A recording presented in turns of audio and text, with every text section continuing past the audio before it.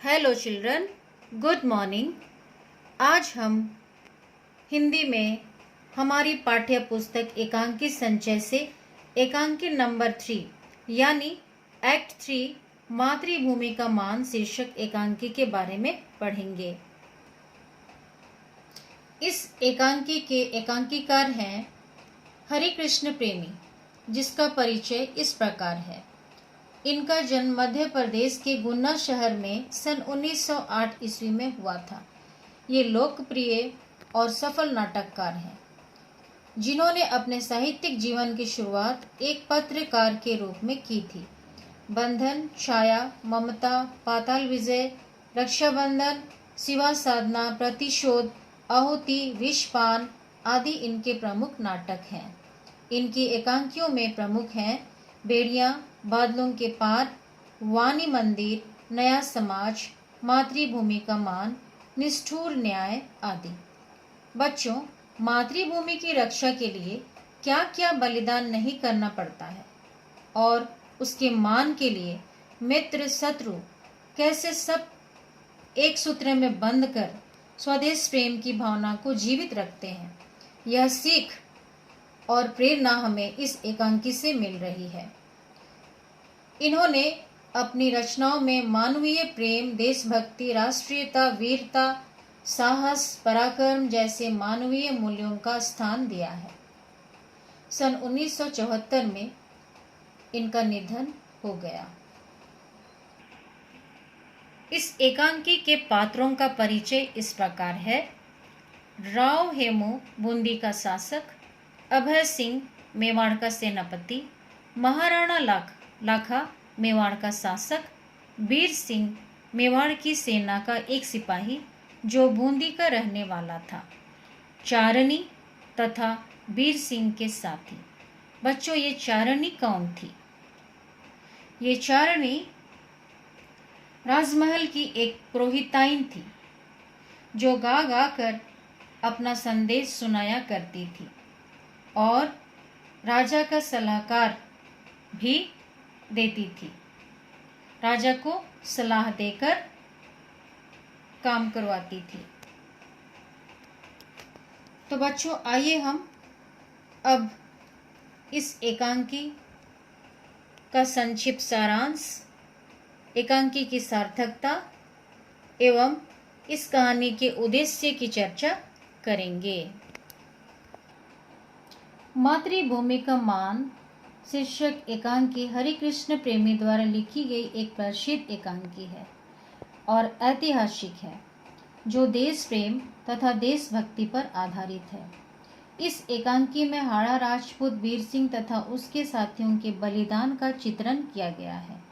पहले दृश्य से हम पाते हैं कि एकांकी के आरंभ में ही मेवाड़ के सिसोदिया वंश के शासक महाराणा लाखा चाहते हैं कि उसके आसपास के सभी राजा एकजुट हो जाएं, किंतु बूंदी के शासक राव हेमू ऐसा करने से मना कर देते हैं। उनका कहना है कि वे प्रेम का अनुशासन मानते हैं पर शक्ति का नहीं।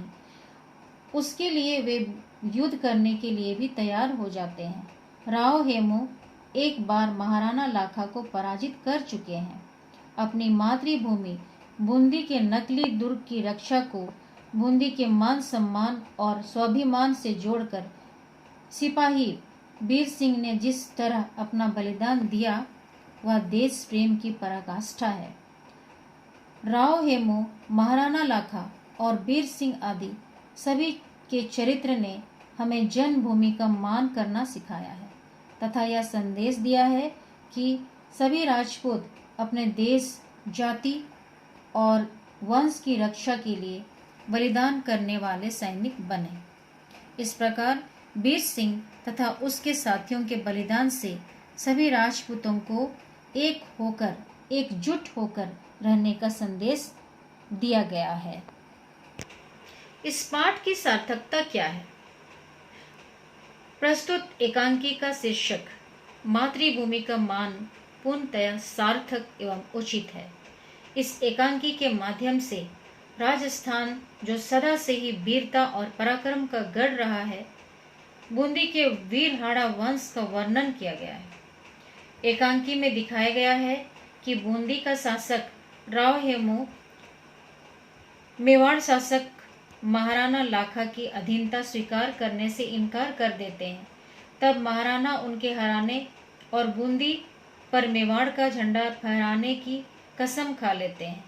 इस प्रतिज्ञा को पूरा करने के लिए एक 4 रन के प्रस्ताव पर मेवाड़ में ही नकली युद्ध के लिए बूंदी के दुर्ग के समान एक नकली दुर्ग बनाया जाता है, लेकिन बूंदी का रहने वाला एक सिपाही वीर सिंह और उसके कई साथी अपनी जन्मभूमि का मान रखने के लिए इस नकली किले की भी रक्षा करना चाहते हैं, परंतु मेवाड़ की भारी भरकम सेना के सामने वे ठहर नहीं पाते और उस दुर्ग की रक्षा करते करते शहीद हो जाते हैं।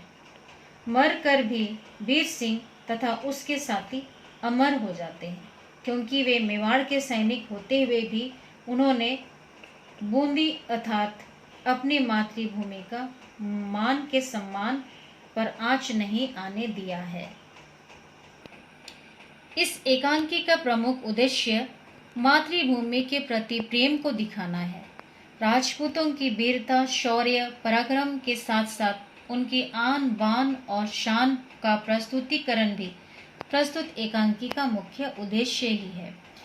मेवाड़ की सेना का एक सिपाही वीर सिंह और उसके साथी, जो कि बूंदी के ही रहने वाले थे, बूंदी के नकली दुर्ग को भी अपनी मातृभूमि मानकर उसकी रक्षा करते करते वे अपने प्राणों का बलिदान कर देते हैं। एकांकीकार ने यानी हरिकृष्ण प्रेमी ने इन चरित्रों के माध्यम से देशवासियों में एकता, अखंडता बनाए रखने, राष्ट्र के प्रति कर्तव्य का निर्वाह करने के लिए अपनी मातृभूमि से प्रेम, उसकी रक्षा करते हुए बलिदान की भावनाओं को जगाना इस एकांकी का उद्देश्य बताया है। तो बच्चों, मुझे उम्मीद है कि आप मातृभूमि का मान शीर्षक इस एकांकी के संक्षिप्त सारांश के माध्यम से इस कहानी को समझ चुके हैं। आइए अब हम इसके प्रश्नोत्तर की ओर आगे बढ़ते हैं। निम्नलिखित प्रश्नों के उत्तर दीजिए। नंबर 1, महाराव, आज राजपूतों को एक सूत्र में गुथे जाने की बड़ी आवश्यकता है और जो व्यक्ति यह माला तैयार करने की ताकत रखता है वह है महाराणा लाखा। इस संदर्भ से संबंधित प्रश्न है कि वक्ता और श्रोता कौन है? वाक्य के संदर्भ स्पष्ट कीजिए। इसका उत्तर है वक्ता अभिनय सिंह और श्रोता बूंदी के राव हेमू हैं। चित्तौड़ के महाराणा लाखा राजपूतों को एक सूत्र में बांधने के लिए बूंदीगढ़ के किले को अपनी अधीनता स्वीकार करने का संदेश भेजते हैं। इसी संदर्भ में दोनों के बीच यह बातचीत होता है।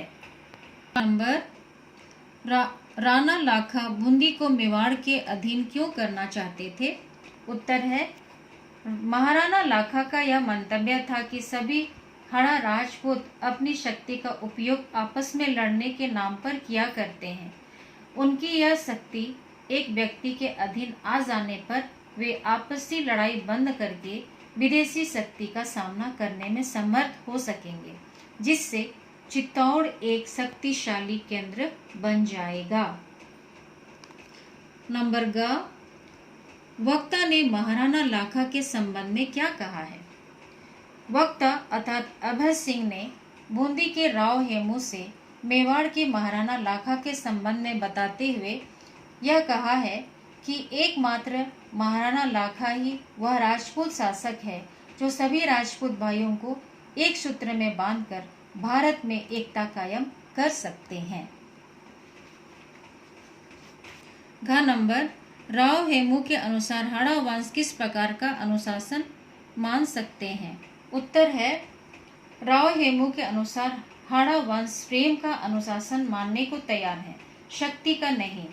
बूंदी एक स्वतंत्र राज्य है और वे स्वतंत्र रहकर किसी की सेवा करने को तैयार हैं, परंतु मेवाड़ द्वारा सभी राजपूतों को अपनी अधीनता स्वीकार करने हेतु बाध्य करना उन्हें पसंद नहीं था, चाहे वह विदेशी ताकत हो या मेवाड़ का महाराणा। तो इस वीडियो में मैं इस प्रश्नोत्तर को यहीं समाप्त करती हूँ। अगले वीडियो में हम इस प्रश्नोत्तर को आगे बढ़ाएंगे। धन्यवाद।